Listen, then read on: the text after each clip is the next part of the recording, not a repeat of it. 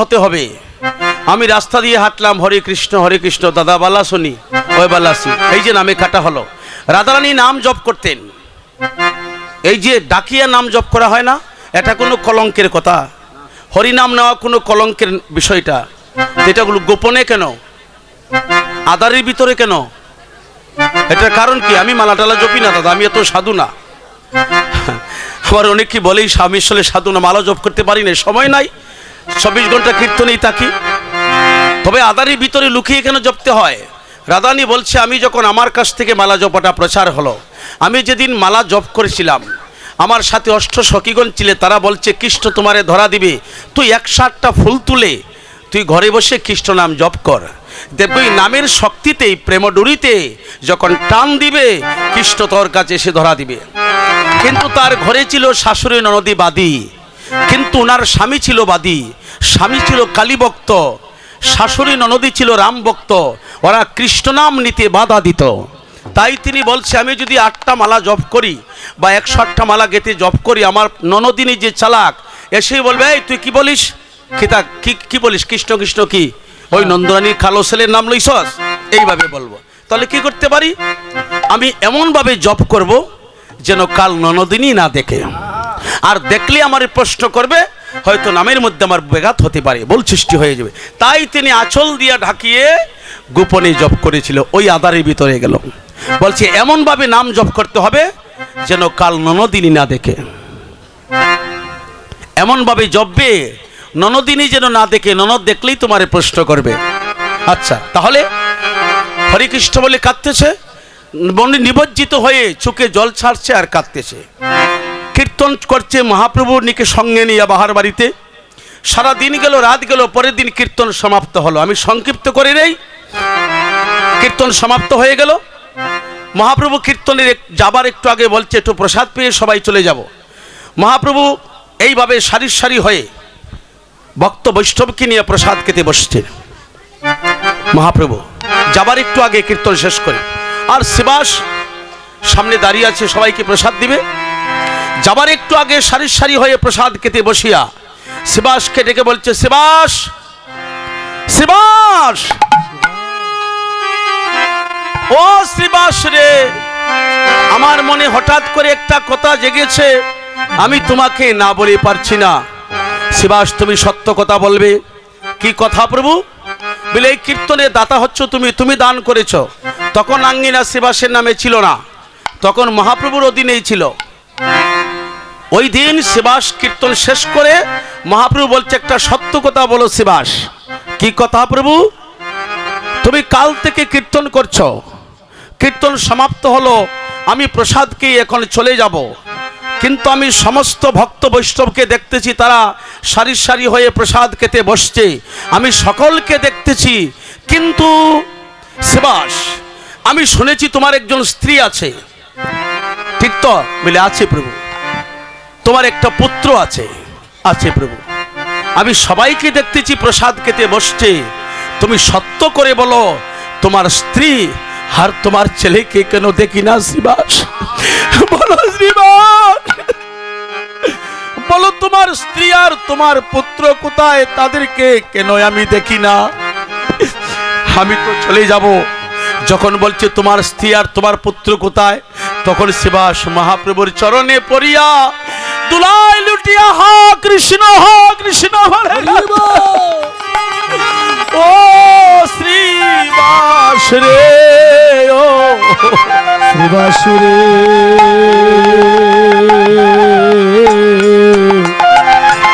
ও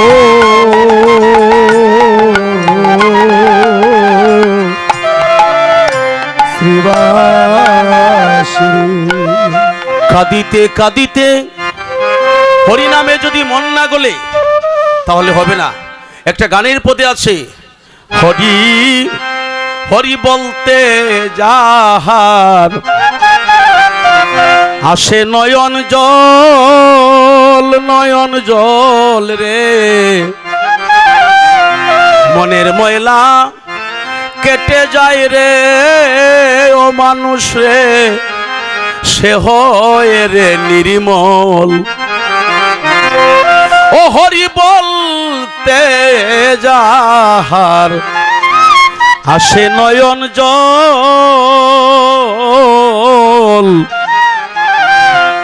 মনের ময়লা কেটে যায় রে, সে হয় রে নির্মল। ওরে মিলে কত সাধনার দন, মিলে কত, মিলবে কত সাধনার দন, ভক্তের ধুলা মাখলে অঙ্গেতে, নাম সংকীর্তন মহাযজ্ঞ কলির কালেতে। ওই হনুমানজি বলেছিল উসমানী নগরের মহাপ্রভুকে, প্রভু কতবার ডাক দিলে ভগবান ভক্তের কাছে ধরা দেয়? মহাপ্রভু বলেছে, মুরারি সেই কথা আমি জানি না। কতবার ডাক দিলে ভক্তের কাছে ভগবান ধরা দিবে সেটা আমি জানি না, তবে ওইটা জানি, যদি কোনো ভক্ত ঠাকুর ঘরে গিয়া, মন্দিরে গিয়া যদি তার আকুলতা উজাড় করে, তার ব্যাকুলতা প্রকাশ করে যদি ডাকার মতো একটি ডাক ভগবানকে দেয়, এক ডাকি ভক্তের কাছে ভগবান ধরা দেয়। হরি বল, হরি বল, হরি বল। নতুবা 40 বৎসর, 100 বৎসর, 20 বৎসর চিৎকার করে কোনো লাভ নাই। ডাকার মতো এক ডাক দিলেই ভগবান আসে। এবার শিবাসের কি হলো? বলছে শিবাস, শিবাস রে, ও ওরে প্রাণের শ্রীবাস রে, আমি তোমার বাড়িতে থাকতে যদি তোমার পুত্র মারা যায়, দয়াল নামে রইবে কলঙ্ক এই বসুন্ধরায় রে শিবাস, আমার নামে রইবে কলঙ্ক এই বসুন্ধরায়। আইরে শিবাস আয় কুলে, আইরে ডাকি আয়। শিবাস, তুমি আজকের পরীক্ষায় পাস। তোমার ভাই তোমাকে পৃথক করেছে তাও আমি জানি, তোমার স্ত্রী গায়ের অলংকার বিক্রি করেছে তাও জানি, তোমার সন্তান মারা গিয়েছে তাও জানি, কিন্তু শিবাস রে, আমি তোমাকে পরীক্ষা করেছিলাম, তুমি আমারে কত ভালোবাসো রে শিবাস, আমারে কত ভালোবাসো। আয় শিবাস, আজকের পরীক্ষায় পাস, ডাকো তোমার ছেলেকে। মহাপ্রভু যখন পৎস করেছে, একটা শিশু যেমন নিদ্রা হতে চেতন হয়ে কেঁদে উঠে, 2 দিন আগে তার ছেলে মারা গিয়েছিল, নিদ্রা থেকে যেমন তার ছেলে জেগে উঠেছে। নিতাই গৌর হরিবল, হরিবল, হরিবল। আস্তে। শিবাস, এই নাও তোমার পুত্র। শিবাসের স্ত্রী বলছে, প্রভু গো, যেদিন পৃথিবীতে এসেছিলাম আমি কালী হাতে এসেছি, আসার পরে স্বামী পেয়েছি, পুত্র পেয়েছি, এসব তোমার, তোমার দন তোমারে সঁপে দিলাম, আমার বলতে কিছু নাই প্রভু, তুমি রাখো বারো, যাই করো তোমার ইচ্ছায় হয়। বলছে শিবাস, তোমার পুত্র ফিরিয়ে দিলাম, আর যে অঙ্গনে আমার পরীক্ষায় তুমি পাশ করেছো, আমি নিজের হাতে মহাপ্রভু আমি দাসখত দিয়ে তোমার নামে লিখে দিলাম, বিশ্ব ব্রহ্মাণ্ডে যতদিন চন্দ্র সূর্য থাকবে, যত জায়গায় কীর্তন হবে, যতদিন পৃথিবী থাকবে, ততদিন আঙ্গিনা শিবাস তোমার নামে লেখা থাকবে। তোমার নামে লিখে দিলাম, যাও। আপনার সবারই জিব্বা নাই না আছে? ও মা, কথায় হয়তো কষ্ট পাইতে পারেন, জানেন না তো, অনুরাগে বলি। বলছে বাক শক্তি থাকতে যারা হরিনাম নেয় না, ওরা পরজন্মে বোবা হয়েও জন্ম নিতে পারে। এই জন্মই তো শেষ জন্ম না, দেহটা পচে যাবে, হাড় মাংস মাটি খাবে, আত্মার কোনো মৃত্যু হয় না। গীতা পাঠে গিয়ে শুনেন না, আবার জন্ম হবে। তবে যদি ভগবান জিজ্ঞেস করে, ওই ভৈরবতলিতে গালিমপুর গ্রামে হরিনাম কীর্তনে আমার কীর্তনিয়া ভক্তরা কীর্তন করেছিল, তোমার এত কথা বলার শক্তি দিয়েছিলাম, কিন্তু তুমি বোবার মতো বসে রয়েছ কেন? তোমার কথা বলার শক্তি দেই নাই? আমি ভগবানই তো দিয়েছিলাম, কিন্তু তুমি যখন বোবার মতো বসে রয়েছ, আমার নাম উচ্চারণ করতে তোমার কষ্ট হয়, যাও, তোমার আশা পূর্ণ হোক। এই জন্মের পরে তোমাকে আবির পাঠাইলাম মনুষ্যকুলে, যেন তুমি চেষ্টা করলো আর কথা না বলতে পারো। তখন কি করব? তখন কি করব কি? হ্যাঁ, এই যে উলুধ্বনিটা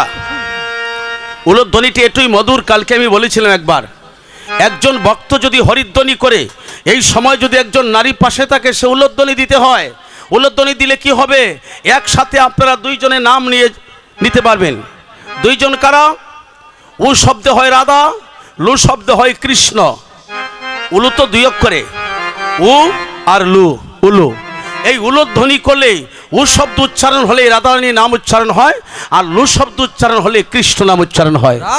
তাহলে আপনারা উলুধ্বনি করলে একসাথে কৃষ্ণ নাম নেওয়া হয়ে যায়, রাধারানী নাম নেওয়া হয়ে যায়।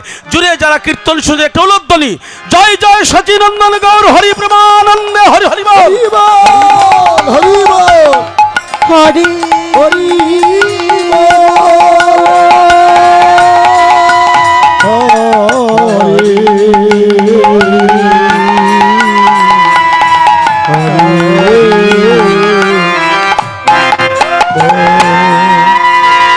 আমরা একটা গান গেয়ে নেই, তারপরে আমরা নাম পদে যাব।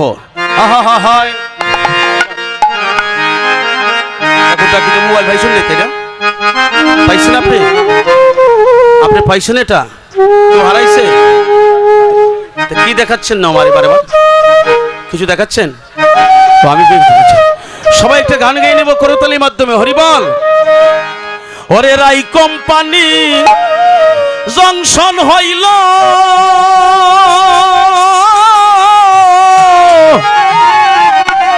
আমার শ্রীবাসের আঙ্গিনা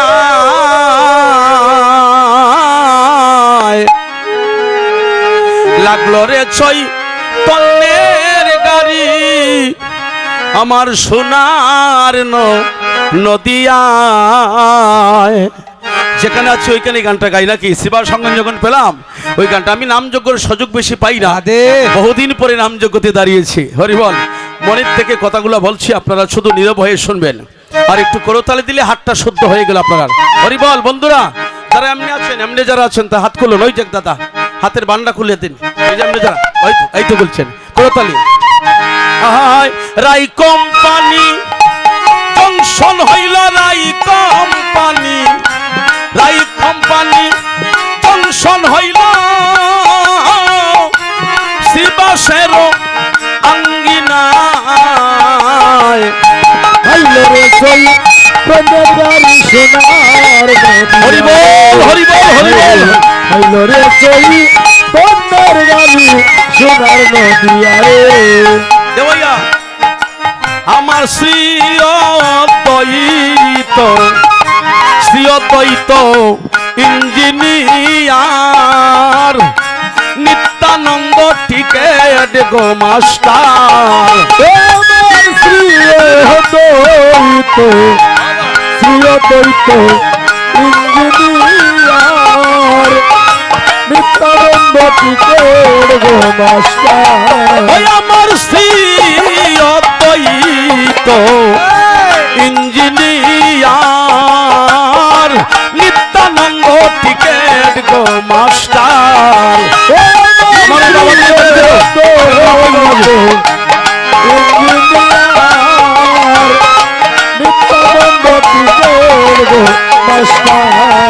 আসতে ও বাবাইয়া, তোমরা একটু দিকে চাপ দাও, আমার ওই বাবাজির দেখতে দাও। দেখো বাবাজির কি তাল উঠছে। হরিবল। ওই আমার শ্রীয়দ্বৈত ইঞ্জিনিয়ার নিত্যানন্দ টিকেট গো মাস্টার। হরিবল। ইঞ্জিনিয়ার নিত্যানন্দ টিকেট গো মাস্টার। ওই আমার শ্রী গৌরাঙ্গ,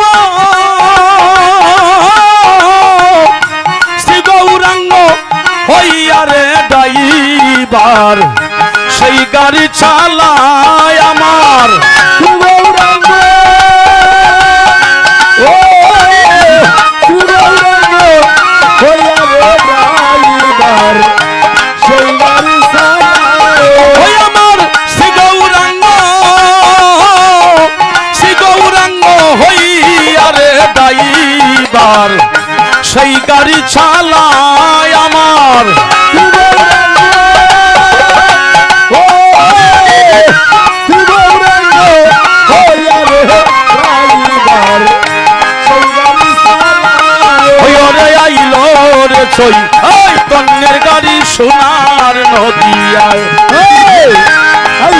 সই অন্যের গাড়ি সোনার নদী হইল ধনী মানি কত ধনী মানি কইরা গপিরে টিকেট সারা যাইতে না পারে ধনী মানি কইরা গপিরে টিকেট সারা যাইতে না পারে ও কত ধনী মানি ধনী মানি ধনী মানি কইরা গপিরে টিকেট সারা যাইতে না পারে ও কত ধনী মানি কইরা গপিরে টিকেট সারা যাইতে না পারে ও টিকেট বস্তি কইরা